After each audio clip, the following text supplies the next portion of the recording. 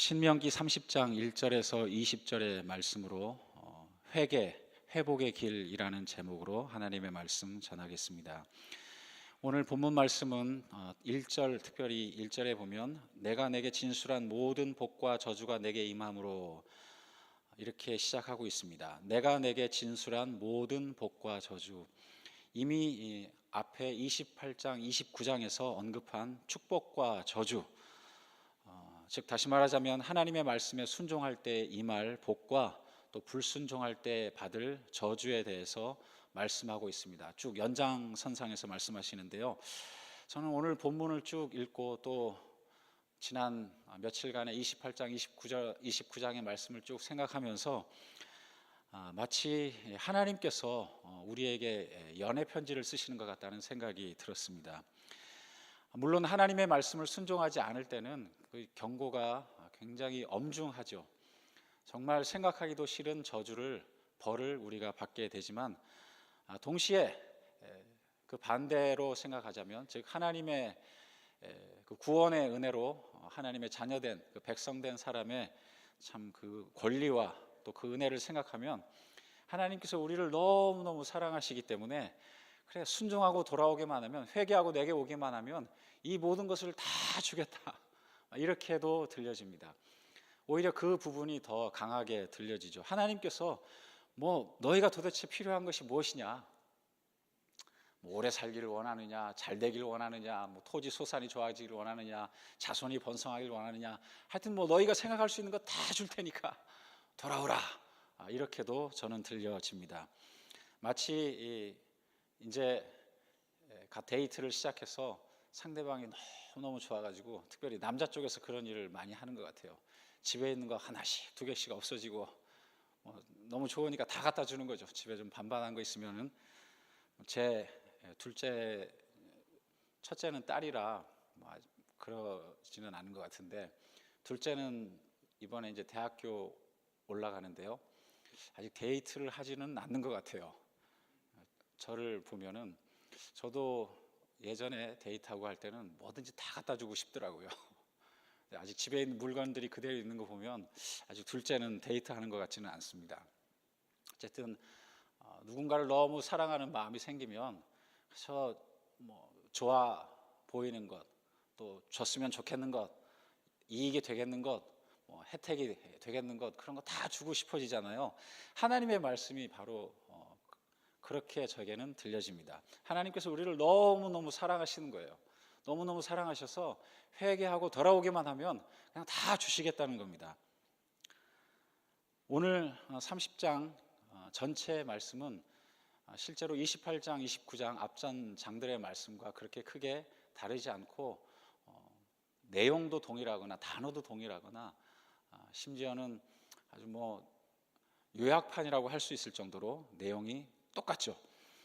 2절에 보면 너와 내 자손이 내 하나님 여호와께로 돌아오기만 하면, 내가 오늘 내게 명령한 것을 온전히 따라 마음을 다하고 뜻을 다하여 여호와의 말씀을 청종하면, 만약에 돌아오기만 하면, 회개하기만 하면 여기에 있는 모든 복들을 다 우리에게 주시겠다는 것입니다.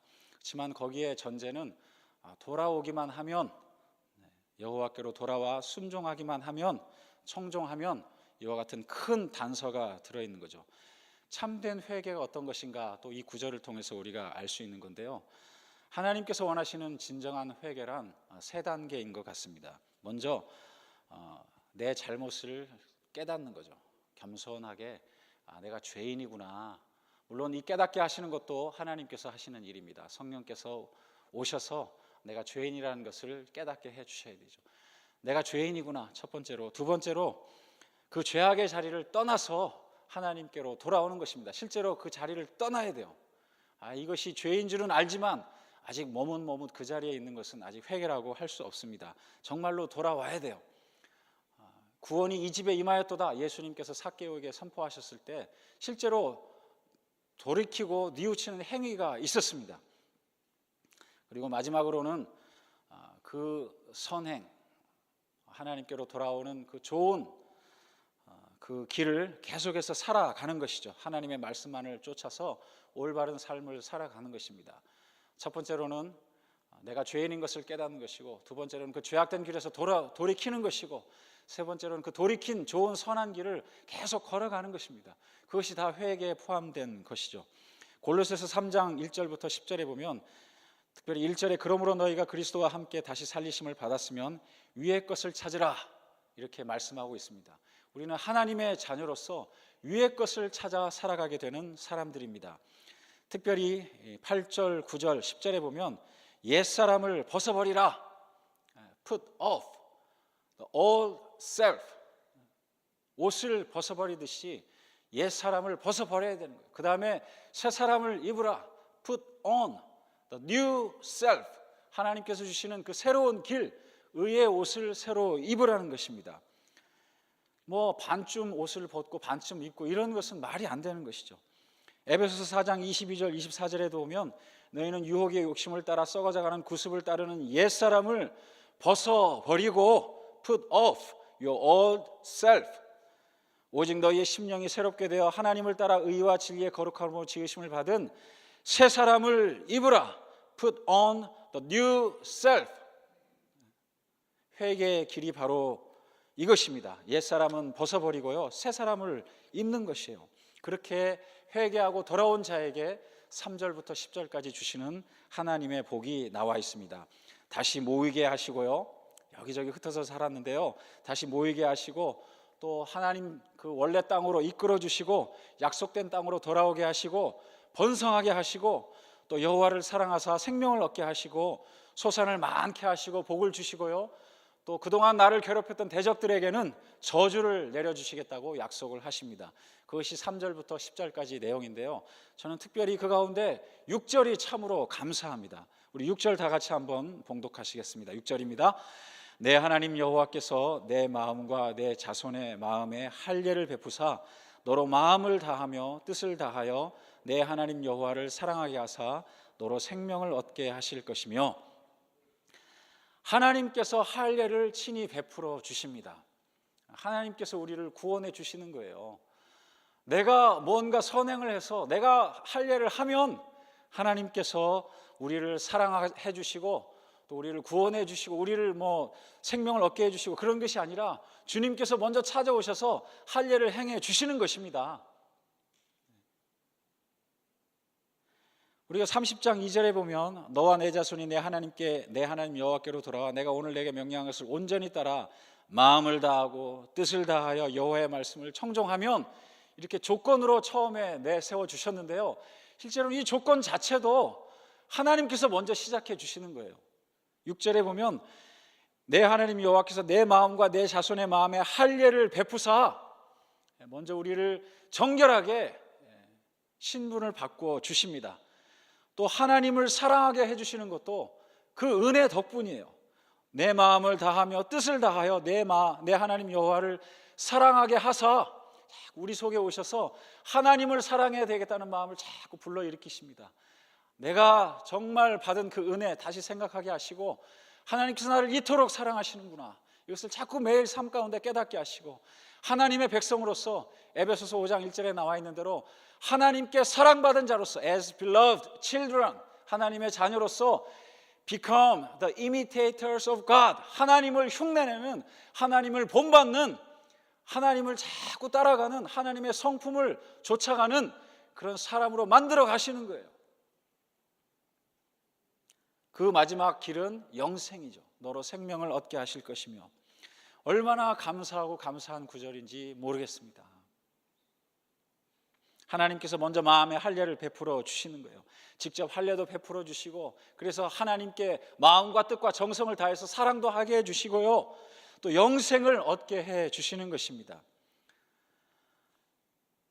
우리가 때로 자녀들을 양육하다 보면 부모님의 세대의 잘못을 내 세대로부터는 끊어버려야 되겠다, 좋은 점은 계속해서 이어져 가게 하고 더 발전시키고, 참 우리 아버지 어머니가 참 존경하고 나를 낳아주신 부모님이시면 또 한편으로는 인간이기 때문에 또 약점도 있으시죠. 그런 약점은 내 대해서 끊어지면 좋겠다, 절대로 반복되지 않고 되풀이되지 않고 이후에는 끊어지면 좋겠다, 이런 소망이 우리에게 다 있습니다. 그 방법이 바로 이거예요. 회개하고 돌아오면 앞선 세대에서 어떤 잘못을 저질렀다 할지라도, 심지어는 다 흩어져서 이방 세계 가운데 살고 있다 할지라도, 그 사람들의 관습을 따라 나도 모르게 살고 있다 할지라도 하나님께 회개하고 돌아오면 그 모든 것으로부터 다 구원해 주시겠다는 것입니다.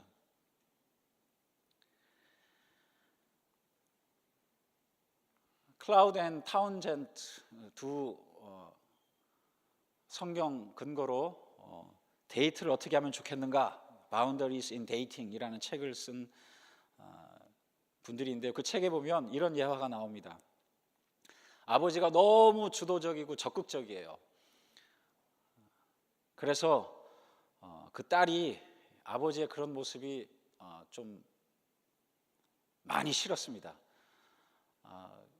바로 거기 이제 그 아버지의 모습 밑에서, 그런 성격 밑에서 자라나니까 계속 그 성격에 이끌려가고 하다 보니까 그게 싫은 거예요. 너무 주도적이고 너무 지시적이고 적극적이고, 뭐 이것이 좋고 나쁘고가 아니라 딸은 이것이 그냥 그것이 싫었던 거예요.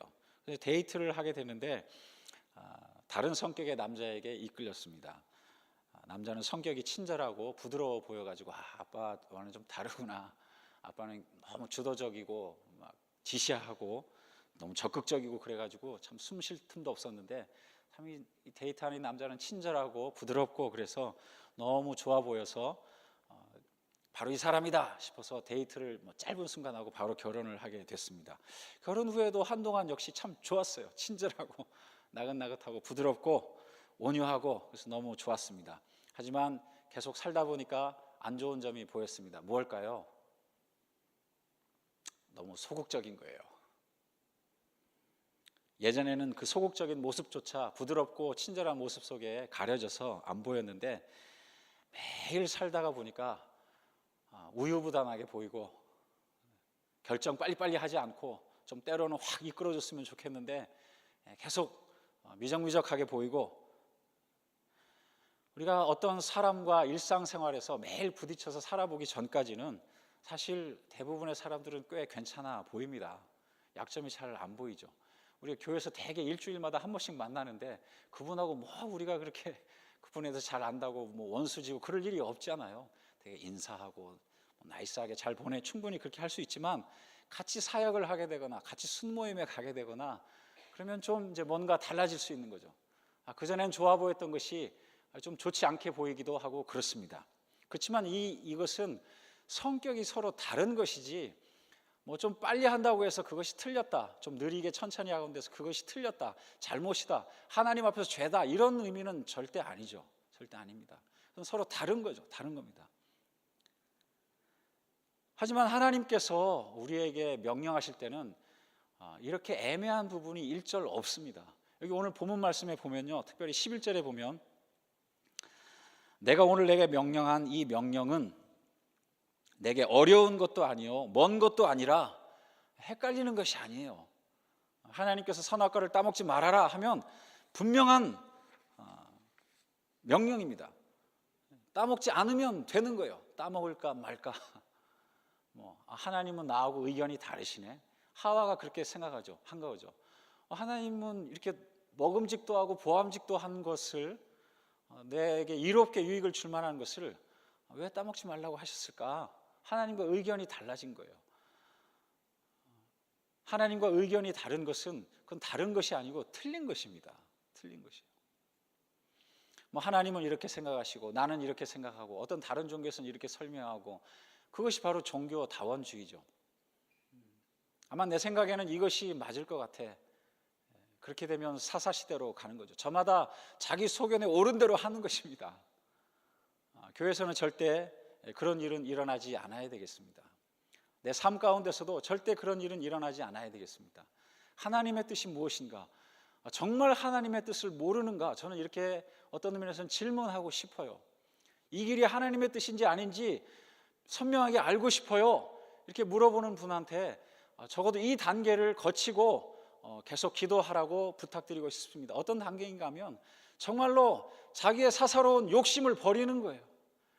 나의 개인적인 견해, 주관, 가치관, 목표, 비전, 뭐 그것이 어떤 것이든 간에 나의 사사로운 것이라면 일단 다 내려놓고 정말 순전한 마음으로 하나님께 기도했는가? 정말 내가 원하는 것이 너무너무 좋은 것이 있어서 그것이 당연히 나쁜 것이 아니죠. 우리 기도인들이 나쁜 것을 두고 기도할 일은 없잖아요. 하나님, 제가 도둑질 잘하는 방법을 알려주세요, 이렇게 기도하진 않잖아요. 비즈니스를 오픈하는 것도 좋은 일이고, 어느 직장에 응시하는 것도 좋은 일이고, 어느 전공을 택하는 것도 다 좋은 일입니다. 하지만 내가 정말 하나님의 마음에 비추어서 온전한 마음으로 내 모든 사사로운 마음을 버리고 하나님의 명령을 듣기를 원하는가, 그 단계를 거쳤는지 꼭 물어보고 싶어요. 그래서 정말 모든 것을 다 내려놓고 그렇게 순전한 마음으로 하면, 마태복음에 나와 있는 대로 청결한 마음을 가지면 하나님이 보인다고 말씀하시잖아요. 그 단계를 거쳤는가 꼭 물어보고 싶어요. 그렇게 보면은 11절의 말씀이 맞습니다. 하나님의 명령이 멀리 있지 않아요. 하나님 말씀 우리 가까운 데 있습니다. 14절에 보면 오직 그 말씀이 내게 매우 가까워서 내 입에 있으며 내 마음에 있은즉 내가 이를 행할 수 있느니라. 하나님의 뜻이 정말 뭔지 모르시겠어요? 아니에요. 모르지 않아요. 내가 하고 싶은 것이 여기 있어요. 있는 거예요. 예전 애굽에서 살던 그 스타일이 너무 좋은 거예요. 그 방식으로 제사 드리고 싶어요. 그런 하나님을 따라가고 싶은 거예요. 내가 만든 가짜 하나님을 따라가고 싶은 거예요. 이 시간에 한번 그렇게 같이 기도하시면 좋겠습니다. 하나님 아버지, 우리에게 분명한 말씀 주셔서 참 감사합니다. 이 단순한 명령, 회개하고 돌아오라는 명령, 그 선한 길을 따라가 살아가는 명령, 그 명령에 따라 우리 살아가게 하여 주시옵소서. 마태복음 5장 8절에 마음이 청결한 자는 복이 있나니 그들이 하나님을 볼 것이며, 하나님, 제 마음을 청결하게 하사 하나님을 볼 수 있게 하여 주시옵소서. 항상 내 속에 있는 그 성령님의 말씀, 내가 어렸을 때부터 배우고 확신한 그 말씀에 따라 살아가게 하여 주시옵소서. 그렇게 한번 기도하시면 좋겠습니다. 자, 우리 다 같이 한번 기도하겠습니다.